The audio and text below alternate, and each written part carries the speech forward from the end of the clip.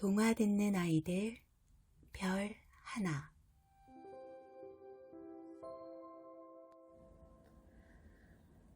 선녀와 나무꾼.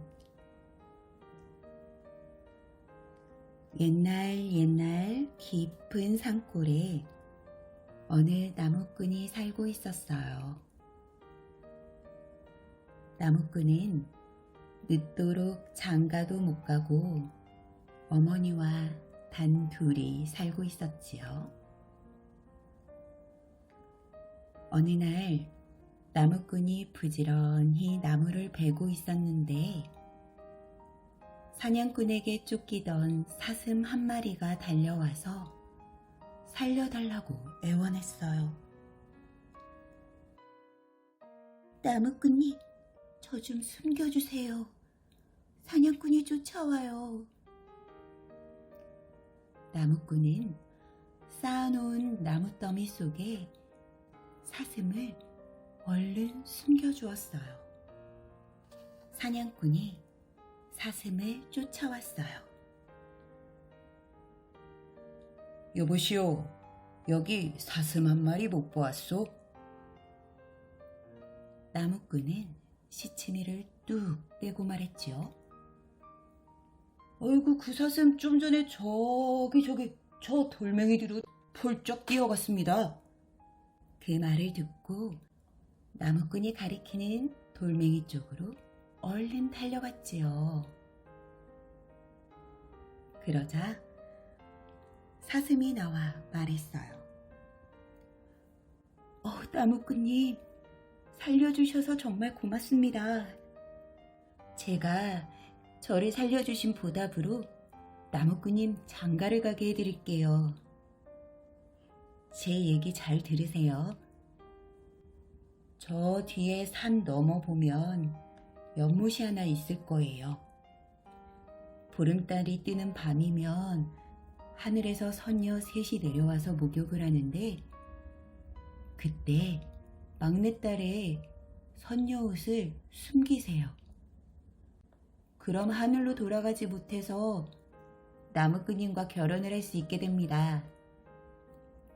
그런데 꼭 기억하세요. 아이 셋을 낳을 때까지 절대로 옷을 보여주면 안 돼요.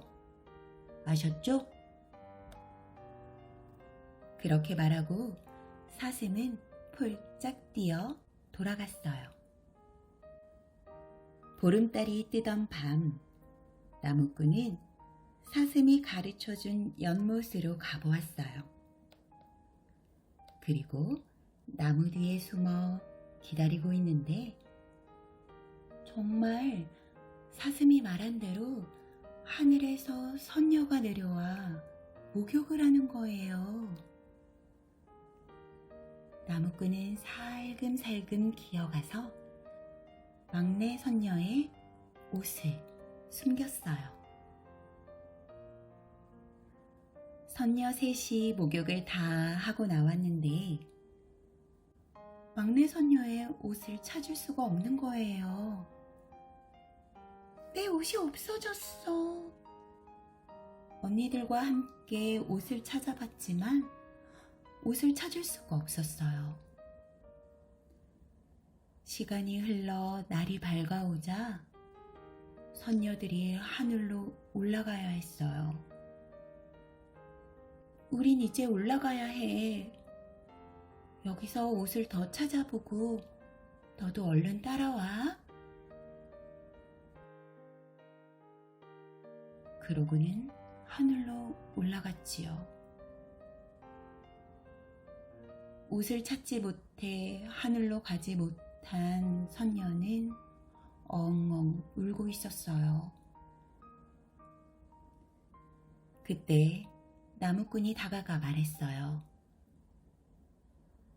선녀님, 여기서 왜 울고 있습니까?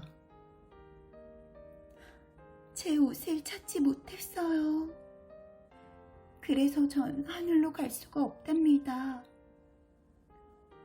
어휴, 그럼 저희 집으로 가시죠.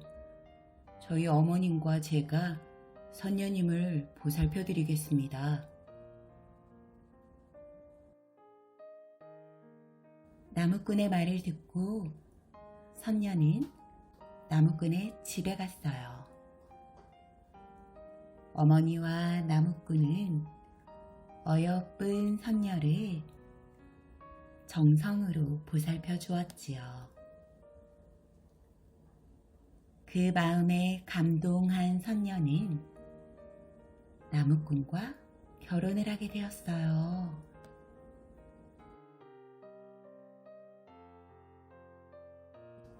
사랑스런 아이도 낳고 말이에요. 얼마 지나 둘째 아이도 낳았어요. 아이를 낳고 나무꾼과 행복하게 살고 있었지만 선녀는 하늘나라 가족들이 늘 그리웠답니다. 그럴 때면 혼자 가족을 그리며 슬퍼했어요. 그런 선녀의 모습을 보고 나무꾼은 마음이 아팠어요. 그래서 나무꾼은 선녀에게 사실은 내가 당신 옷을 감췄어요. 그러자 선녀는 나무꾼에게 옷을 한번 보여달라고 했어요. 아유, 안 돼요. 우리 아이를 하나 더 낳으면 그때 보여줄게요. 그래도 한 번만 보여주시면 안 돼요? 가족들이 너무 보고 싶어요. 옷이라도 보면 마음이 좀 나을 것 같아요. 나무꾼은 옷을 숨긴 게 미안하기도 하고 이제 아이를 둘이나 낳았으니 괜찮겠지 하는 마음에 선녀에게 날개옷을 꺼내 보여주었어요.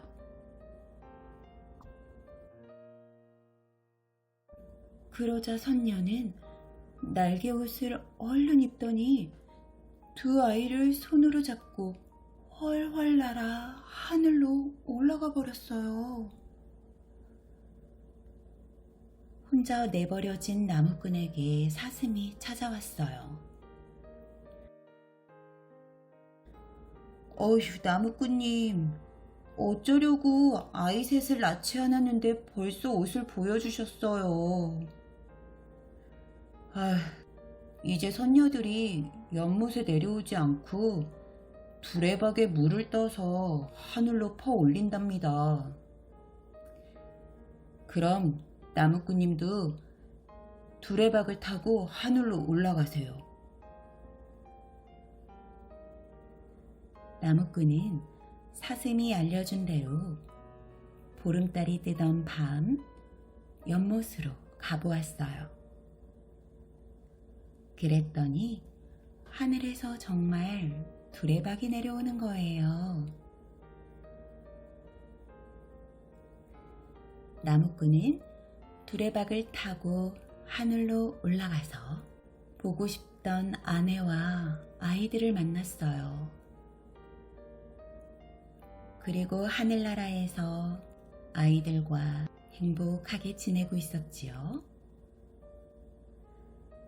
그렇지만 나무꾼은 혼자 계신 어머니가 걱정이 되었어요. 다시 땅으로 내려가려고 하자 선녀가 천마 한 마리를 내어주며 타고 내려가 어머니를 만나고 오라고 말했어요. 그런데 무슨 일이 있어도 말에서 내려 땅을 밟으면 안 된다고 이야기했지요.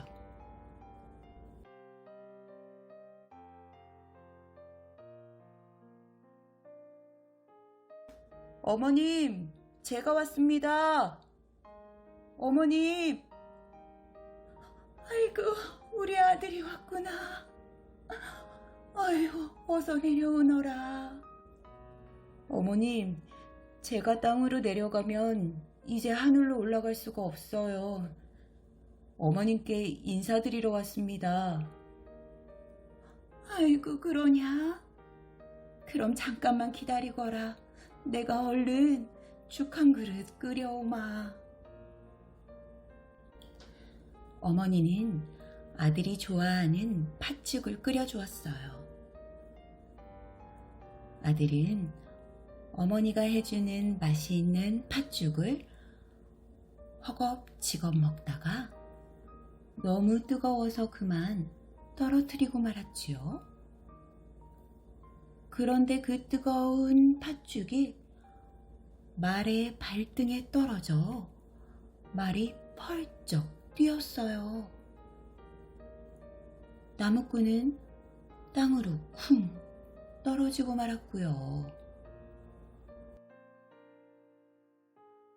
땅바닥에 떨어진 나무꾼을 두고 천마는 하늘로 올라가 버렸어요.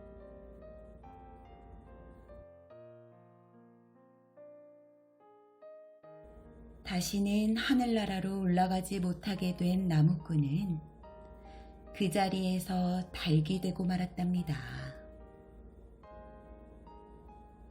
그래서 닭이 된 나무꾼은 아침마다 가족들을 그리워하며 하늘을 향해 울게 되었답니다.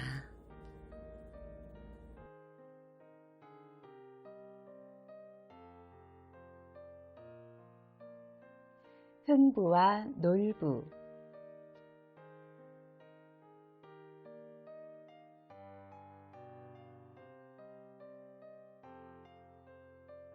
옛날 어느 마을에 욕심 많고 마음씨 고약한 형 놀부와 마음 착한 아우 흥부가 살았어요. 아버지는 세상을 떠나기 전에 놀부와 흥부에게 재산을 똑같이 물려주었어요. 하지만 욕심 많은 놀부는 아버지가 흥부에게 물려준 재산까지도 모두 빼앗아 큰 부자가 되었어요. 흥부는 재산을 한 푼도 받지 못한 데다가 보살필 가족도 많아서 늘 가난했지요. 흥부와 흥부의 아내는 온갖 굳은 일을 마다하지 않고 열심히 일했지만 형편은 좀처럼 나아지질 않았어요. 어느 날 흥부는 배고파 우는 아이들을 보다 못해 놀부에게 찾아가 부탁을 했어요. 형님, 염치 없는 부탁이지만 쌀 좀 주세요. 아이들이 며칠째 굶고 있습니다. 이런 게으름뱅이를 보았나. 우리 집 쌀독에 쌀이 넘쳐난들 너같이 게으른 녀석에게 내 쌀을 한 톨이라도 내줄 것 같으냐? 어림없다 이 녀석아. 놀부는 매몰차게 흥부를 내쫓았어요. 흥부는 배고픈 아이들을 걱정하며 마루에 앉아 있었어요. 그런데 그때 커다란 구렁이가 처마 밑에 있는 제비 둥지를 덮치려는 참이었어요. 구렁이를 피하려던 아기 제비가 마당으로 툭 떨어졌어요. 흥부는 얼른 구렁이를 쫓아버렸지요.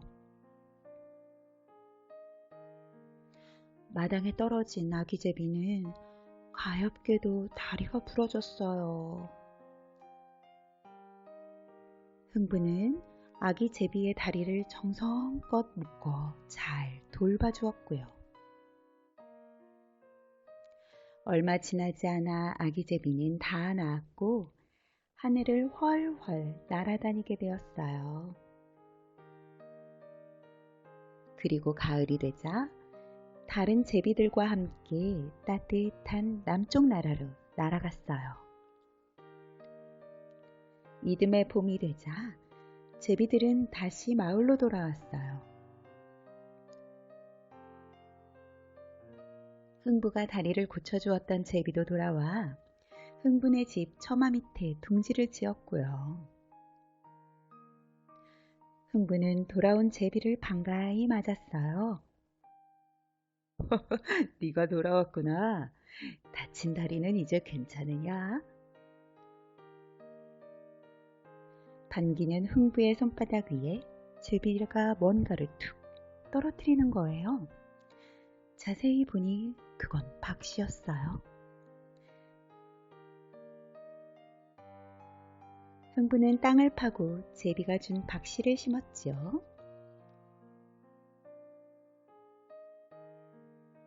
박씨에서 싹이 나고 덩굴이 뻗더니 그의 가을에 아주 커다란 박이 주렁주렁 열렸어요.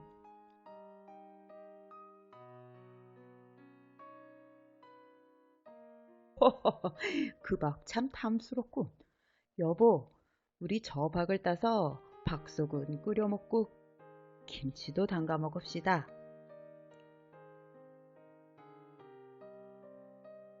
흥부는 말을 마치고 잘 익은 박을 몇 개 따서 톱질을 하기 시작했어요. 슬근슬근 톱질하세. 박이 쩍 갈라졌어요. 그런데 이게 웬일이에요? 박 속에서 엄청나게 많은 돈이 와르르 쏟아져 나오는 게 아니겠어요? 좋아서 어쩔 줄 모르던 흥부와 아내는 박을 또 하나 타기 시작했어요. 슬근슬근 톱질하세. 박이 쩍 하고 갈라졌어요.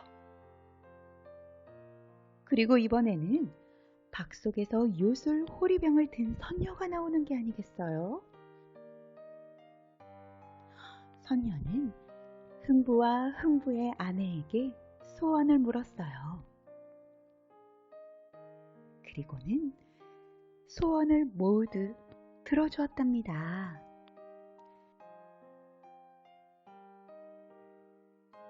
흥부는 대궐 같은 집에 사는 큰 부자가 되었어요.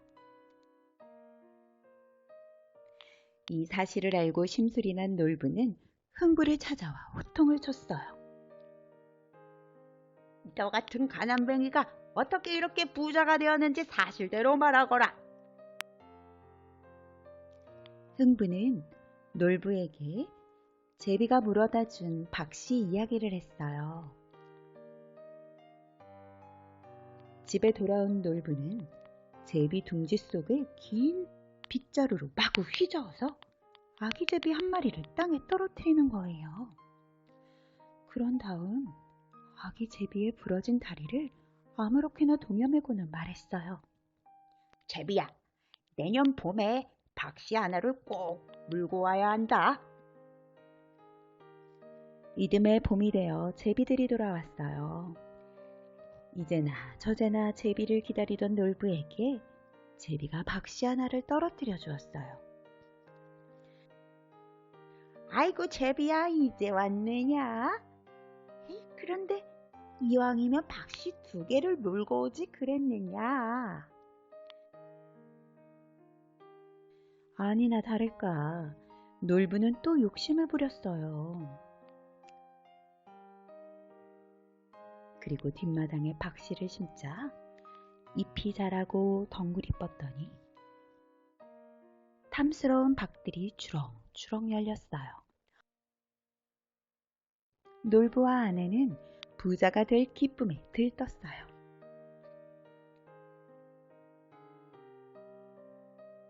그리고는 큰 박을 따다 놓고 톱질을 시작했어요. 박이 쩍 갈라졌어요. 그런데 이게 웬일이에요? 금은 보아는커녕 박 속에서 썩은 물이 쏟아져 나오는 거예요. 아이고 이런 썩은 박이었구먼. 다른 것은 괜찮겠지. 놀부는 이번에 잘 익은 박을 골라 다시 톱질을 시작했어요. 박이 쩍 갈라지더니 이번엔 도깨비가 방망이를 들고 나왔어요. 도깨비는 방망이를 들고 놀부를 따라왔어요. 놀부와 아내는 도깨비 방망이를 피해 정신없이 도망쳤고요. 재산도 모두 잃고 도깨비에게 도망쳐 나온 놀부와 아내는 갈 곳이 없어 길을 헤매고 다녔어요. 그러다 흥분의 집 앞을 지나는데 어찌된 일입니까? 어서 저희 집으로 가세요. 흥부가 놀부의 손을 맞잡으며 말했어요. 놀부는 흥부를 끌어안고 후회의 눈물을 흘렸어요. 아유, 내가 너를 그토록 꼬박을 했는데 나를 이렇게 따뜻하게 맞아주다니 정말 고맙구나. 아이고, 형님 무슨 말씀이세요? 아우가 형님을 따뜻하게 맞는 건 당연한 일이지요.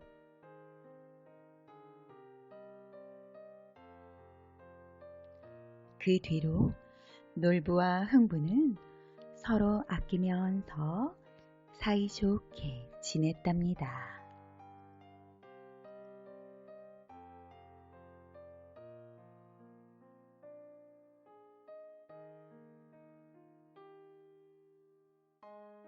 견우와 직녀.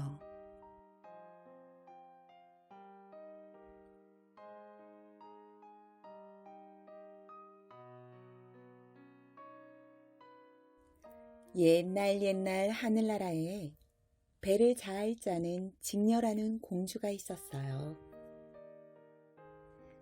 직녀가 배를 어찌나 잘 짜는지 하늘나라 사람들은 옷감 걱정 없이 잘 살았지요. 또 하늘나라에는 소를 잘 모는 견우라는 총각이 있었어요. 견우가 소를 어찌나 잘 모는지 하늘나라 사람들은 농사 걱정 없이 잘 살았어요. 하늘나라 사람들은 견우와 직녀를 아주 귀하게 여겼어요. 견우와 직녀도 서로가 마음에 들었지요.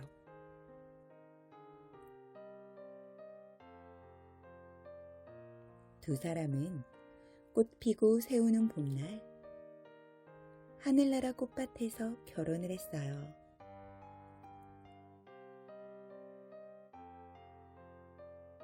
견우와 직녀는 너무 행복해서 잠시도 떨어지지 않고 함께 지냈어요.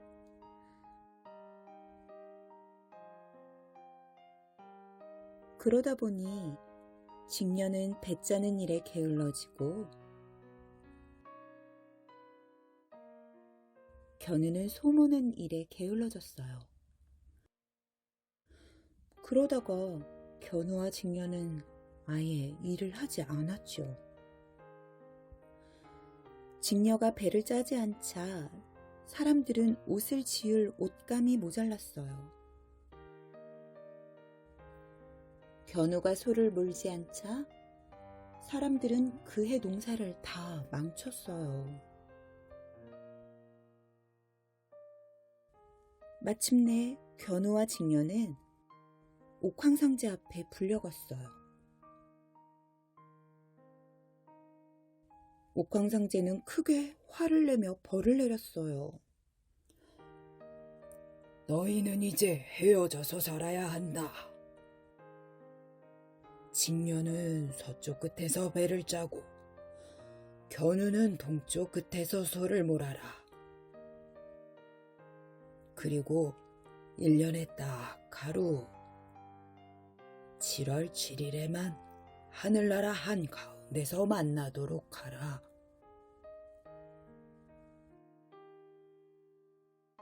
견우와 직녀는 동쪽과 서쪽으로 멀리 떠나야만 했어요.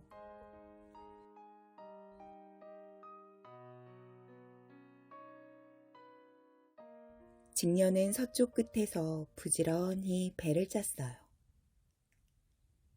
그리고 밤이면 동쪽 하늘을 바라보며 견우 생각을 했지요.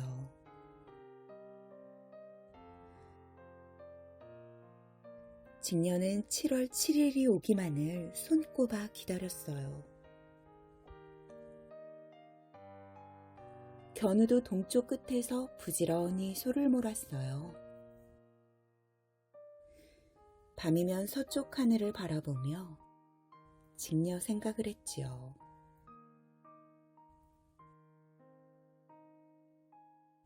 견우도 7월 7일이 오기만을 손꼽아 기다렸어요. 드디어 7월 7일이 되었어요. 견우와 직녀는 이른 새벽부터 하늘나라 한가운데를 향해 걷고 또 걸었지요. 얼마나 걸었을까? 드디어 하늘나라 한가운데에 닿았어요.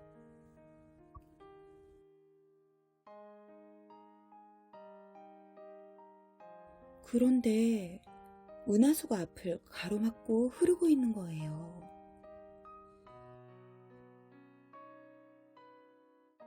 은하수가 어찌나 넓고 깊던지 건널 수가 없었어요. 견우와 직녀는 서로 바라만 보고 발을 동동 굴렀지요.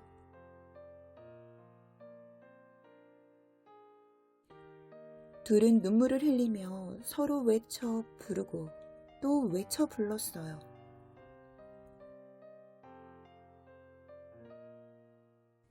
견우와 직녀가 흘린 눈물은 비가 되어 아래 세상으로 쏟아졌어요. 그러자 아래 세상은 물난리가 나고 말았어요. 까마귀 까치가 어찌된 일인가 하고 하늘나라에 올라왔다가 견우와 직녀의 딱한 모습을 보게 되었어요. 그리고 까마귀 까치는 견우와 직녀를 위해 은하수에 다리를 놓기로 했어요. 까마귀랑 까마귀, 까치랑 까치는 죄다 은하수로 모여들었어요. 그리고는 머리에 머리를 잇대어 다리를 놓았지요. 눈앞에 다리가 놓이자 견우와 직녀는 어찌나 기쁘던지 한달음에 달려가 서로를 얼싸 안았어요. 그 뒤로도 해마다 7월 7일이면 까마귀 까치떼가 은하수에 다리를 놓아 보고 싶어 하던 견우와 직녀가 서로 만나요. 이제 또 다시 물난리는 나지 않지만 만날 때 잠깐 기쁜 눈물이, 헤어질 때 또 잠깐 서운한 눈물이 비가 되어 내리곤 한대요.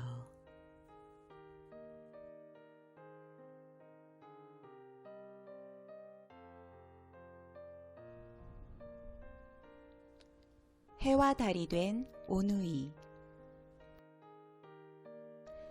깊고 깊은 산속 어느 외딴 집에 엄마와 오누이가 오순도순 살고 있었어요.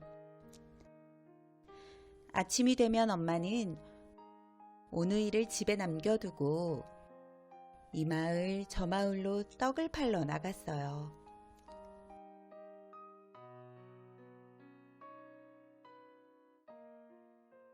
저녁 무렵이면 오누이는 집 앞에 서서 엄마를 기다리곤 했지요. 저 멀리서 고갯길을 올라오는 엄마의 모습이 보이면 오누이는 얼른 달려가 엄마를 꼭 껴안으며 반겼어요.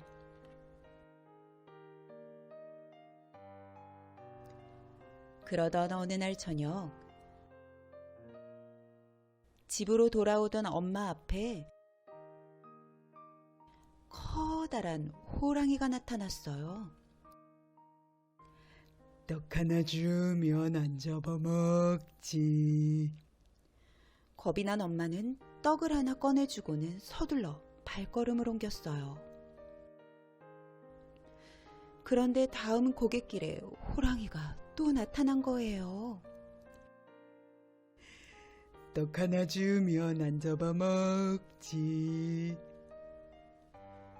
호랑이가 나타나고 또 나타나서 얼마 되지 않아 가지고 있던 떡이 다 떨어져 버렸어요.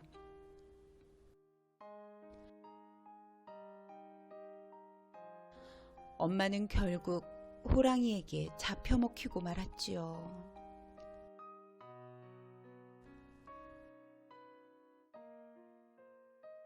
그런 줄도 모르고 오누이는 밤늦도록 엄마를 기다렸어요.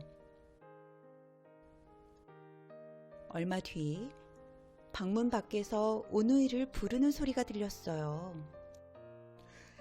얘들아, 문 열어라. 엄마다! 엄마 오셨나봐! 누이 동생이 달려가며 소리쳤어요. 잠깐! 엄마 목소리가 아닌 것 같아. 오빠는 얼른 누이 동생을 붙들었어요. 엄마 왔다. 문 열어라. 잠긴 문을 흔들며 밖에서 재촉하자 오빠가 큰 소리로 말했어요. 우리 엄마 목소리가 아닌걸요? 엄마가 감기에 걸려서 목이 쉬었단다. 어서 문 열어다오. 그럼 손을 내밀어 보세요. 그러자 커다란 손 하나가 창호지 문을 뚫고 불쑥 들어왔어요.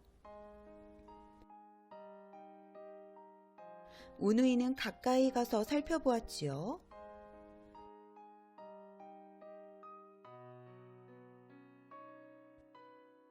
커다란 손에는 억센 털이 빽빽이 돋아나 있고 날카로운 손톱도 삐쭉 나와 있었어요. 엄마 손 아니에요. 우리 엄마 손에는 털이 없는걸요? 얘들아, 이건 털이 아니야. 오늘 일을 너무 많이 해서 손이 거칠어진 거란다. 엄마가 늦게 와서 화가 난 모양이구나. 미안하다.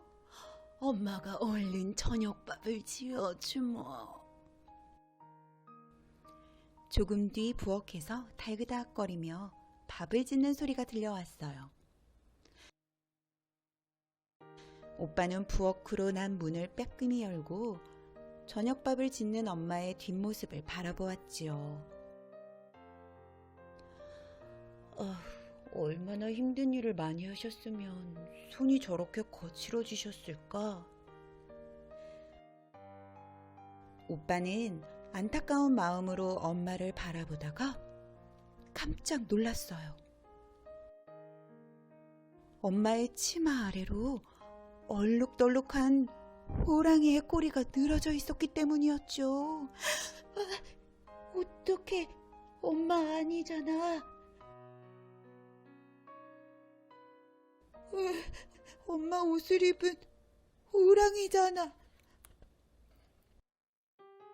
오빠는 재빨리 누이 동생의 손을 잡고 뒷마당으로 나가 우물 옆에 있는 커다란 나무 위로 올라갔어요. 미끄러운 나무를 타고 간신히 올라간 오누이는 나무까지 앉아 숨을 죽이고 아래를 내려다보았어요.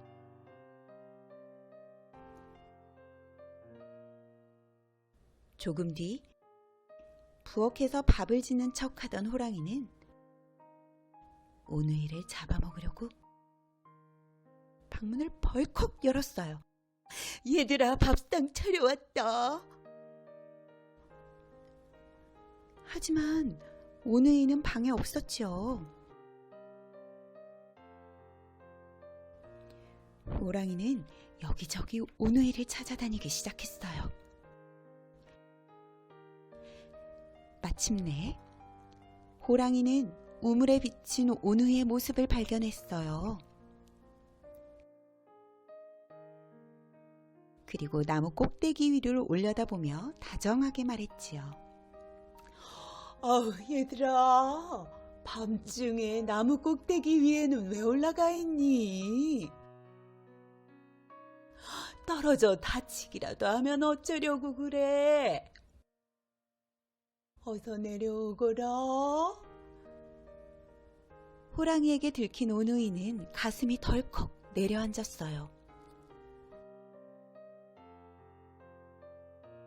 아무리 기다려도 오누이가 내려오지 않자 호랑이는 앞발을 쳐들고 나무 위로 올라가려고 했죠.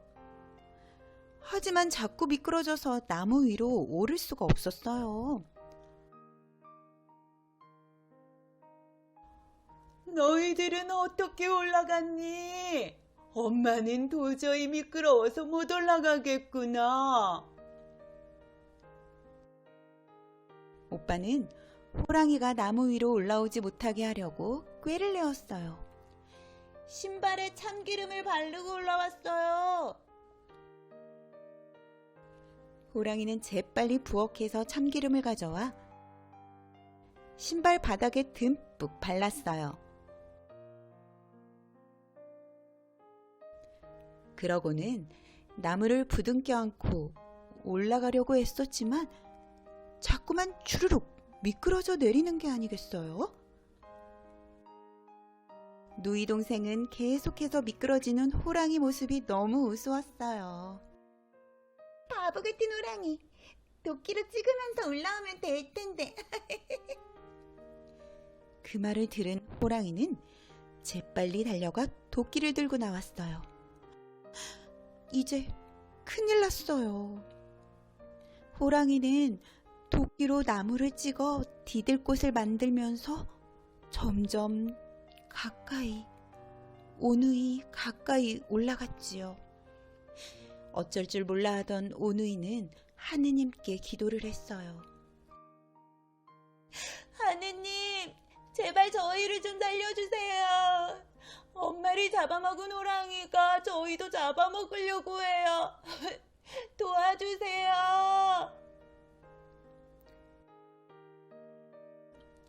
호랑이가 오누이를 막 잡아채려는 순간 하늘에서 동아줄이 내려왔어요.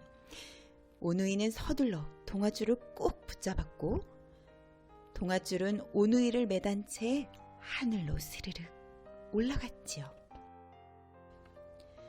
오누이를 놓친 호랑이는 툴툴거리며 기도했어요. 제게도 동아줄을 좀 내려주세요. 하느님, 제 얘기 들리세요? 저한테도 동아줄 좀 내려주세요.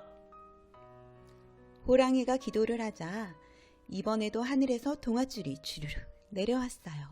옳지, 됐다. 호랑이는 오누이를 잡아먹을 생각에 재빨리 동아줄을 붙잡았어요. 그러자 동아줄이 하늘로 스르륵 올라가기 시작했어요. 하지만 호랑이가 잡고 올라가던 동아줄이 갑자기 뚝 끊어져 버린 거예요. 호랑이가 잡은 것은 썩은 동아줄이었던 거예요. 호랑이는 높은 하늘에서 아래로 곤두박질 치고 말았어요. 죄 없는 사람을 잡아먹은 것 때문에 하느님께 벌을 받은 것이지요. 호랑이가 떨어진 곳은 오누이의 집 앞에 있는 수수밭이었어요. 지금도 수수대가 붉은 것은 그때 오누이를 잡아먹으려고 했다 떨어진 호랑이의 피가 묻었기 때문이래요.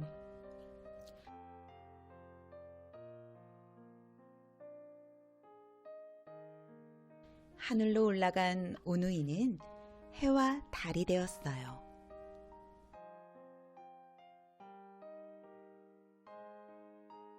오빠는 씩씩한 해가 되었고 누이 동생은 조용한 달이 되었지요.